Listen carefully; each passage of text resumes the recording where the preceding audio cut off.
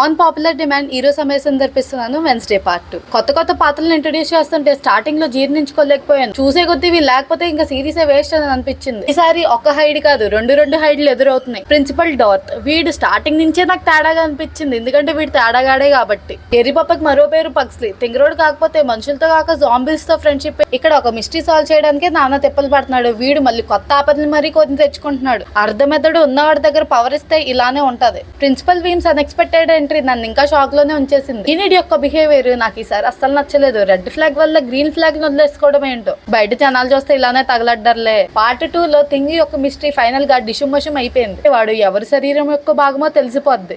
ఆ బండదాన్ని పోలీస్ గా ఏం చూసి పెట్టారో నాకు ఇప్పటికీ అర్థం కాలేదు. ఒసే నీ కళ్ళ ముందే దొంగ ఉంది పట్టుకో అంటే తిరుపతి కొండ ఎక్కి కిందకి దిగొచ్చిన తర్వాత పట్టుకుంటది. మన పాప వెన్స్డే సూటికిచ్చే జవాబులు ధైర్యంగా చేసే పనులు చూసి మెచ్చుకోవాలి కానీ ఇన్స్పైర్ అవ్వకూడదు. ఒకవేళ మనం కూడా ఇన్స్పైర్ అయ్యి సూటిగా మన అమ్మ బాబులకి జవాబులు ఇవ్వడం మొదలు పెడితే ఇంకా ఎవరు పర్మిషన్ తీసుకోకుండా గోవా ట్రిప్ కి వెళ్తే నెక్స్ట్ డేనే మన ఇంట్లో ఫోటో ఫ్రేమ్ కి కుళ్ళిపోయిన పూలమాల దండ కట్టేసి ఉంటది. స్టార్టింగ్ లో కాకులు హత్య చేయడంతో మొదలవుతుంది. సిరీస్ రన్ అవుతూ కొద్ది కాకులు కనిపించు, అది నెక్స్ట్ పార్ట్ లో చూపిస్తారేమో. ఇంతే నా కష్టాలు. మళ్ళీ చెప్తే మీరు ఏడుస్తారు. మళ్ళీ కలుద్దాం వేరే వీడియోలో.